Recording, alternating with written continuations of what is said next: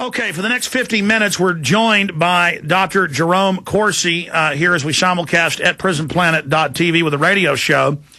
And he wrote an excellent article back in 2007 at WorldNet Daily. We were covering it simultaneously here from the SPP documents that Judicial Watch and others had sued to get of the North American Union body.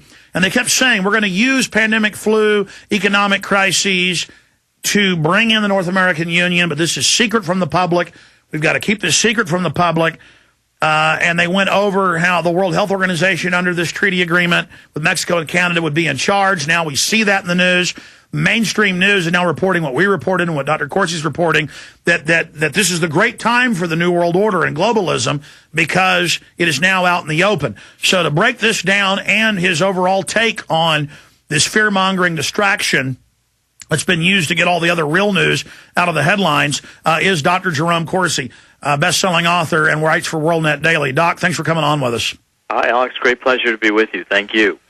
You bet. Okay, let's go back to that article you wrote in 2007, which is almost like prophecy with what actually happened. Well, in 2007, there was the Security and Prosperity Partnership up in Montebello in Quebec, Canada. I was there. And what came out of that agreement was out of that meeting was a new agreement that was signed by Canada, the United States, and Mexico, which was a North American plan for avian flu and pandemic influenza. And what the document agreed to was that if there was going to be an outbreak of avian flu or any pandemic influenza in North America, we, the United States, and the Canada and Mexico would handle that outbreak under the United Nations law. And I documented that there is, in fact, the United Nations has a coordinator, a UN system influenza coordinator, who's Dr. David Nabarro. I believe he still is senior policy advisor to the UN Director General. And the United States has been moving in this direction for some time. In 2005, President Bush had announced a new international partnership on avian and pandemic influenza. It was at a high-level plenary meeting of the UN General Assembly in New York on September 14, 2005. So it's quite clear that North America has a plan for handling these health emergencies, and the plan is to go under the Blue Helmet rule. What it means, essentially, Alex, kind of breaking it down, is that the United States is no longer sovereign over health emergency situations. That's the bottom line. Are you there, Alex? Yes, I know it's rare for me to actually shut up and listen to you. I'm just listening to you go over it.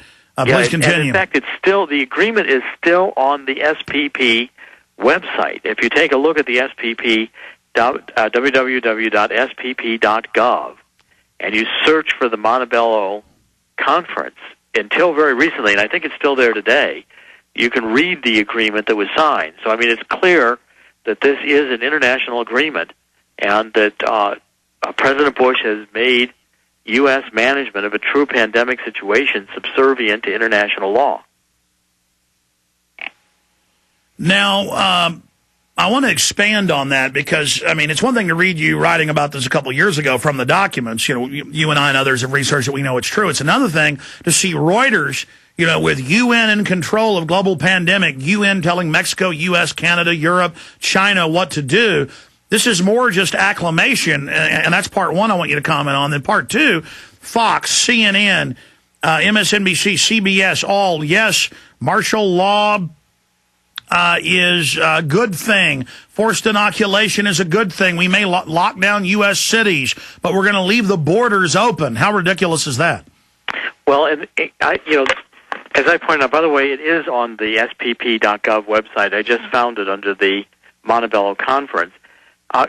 So far, this whole swine flu outbreak has turned out to be completely a minor event. There's very few cases of it. The cases that are found in the United States are not lethal. They're able to be handled by various kinds of antibiotics that we have on the shelf. The cases that are in Mexico are occurring because Mexico is largely a third world country, and there aren't even good sanitary conditions in much of Mexico. So Mexico is going to be more prone to having an outbreak like this. be a little bit more virulent. But even in Mexico, there aren't very many cases. So far, I'm categorizing this as just a scare. It's an hysteria. Now, what it does reflect, Alex, is when you look at it, look at the amount of media attention, the going to one of the top levels for the World Health Organization to declare that this is a pandemic.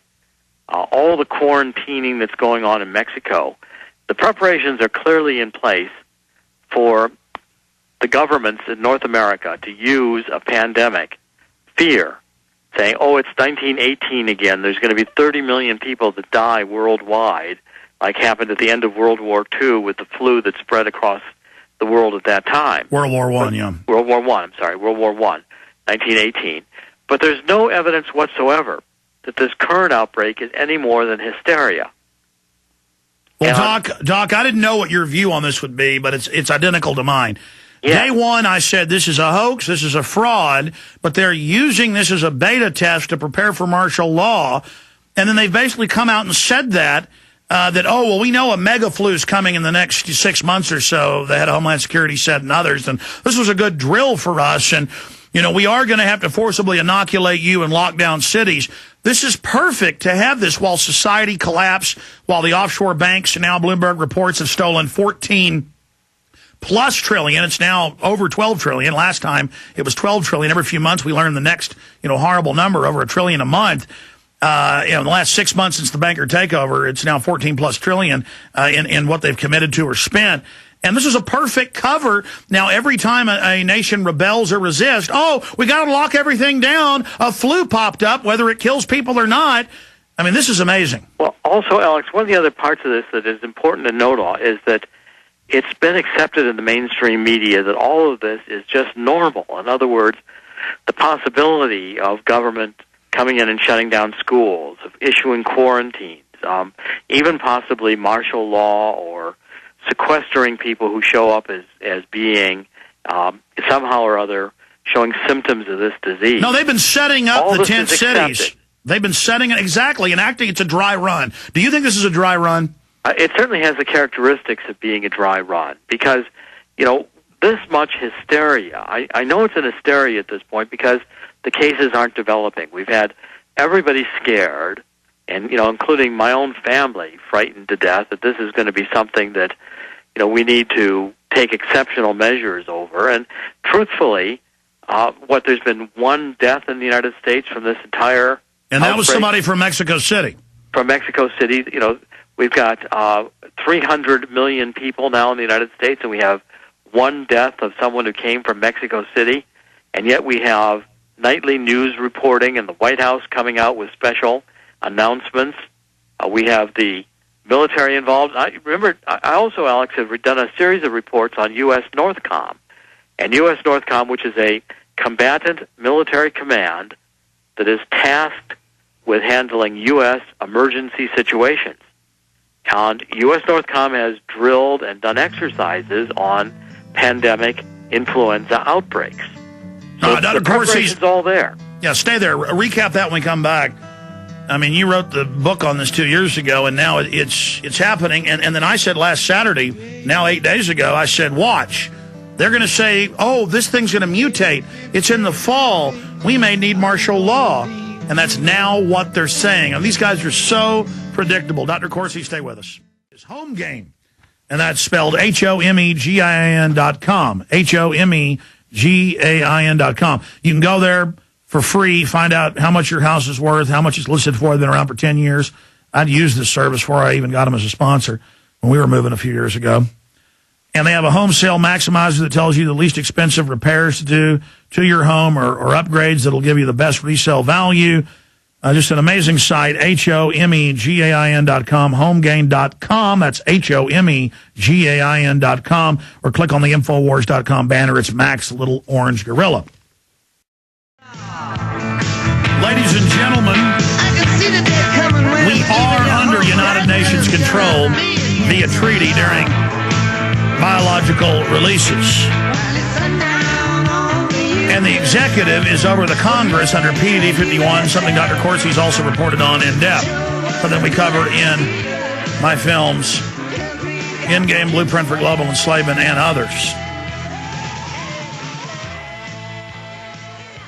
Now, Dr. Corsi, you were getting into the fact that Northcom's role, and they've signed deals with the Canadians and the Mexicans to jointly use each other's troops during these pandemics, and you have the SPP and Pastor, as you've talked about on Lou Dobbs, saying we're going to use crises, never waste a crisis, to bring this thing in. And you saw their response. They said, as a continent, we've got to respond to this, from Alaska to southern Mexico, the border of Guatemala. We're going to lock down U.S. cities, maybe, and Mexican cities, but not the borders. How ridiculous is that? Well, and I think it again proves the point, Alex, and that is that the Security and Prosperity Partnership is designed as a not just an economic, to advance the economic agreement that was NAFTA into a political agreement.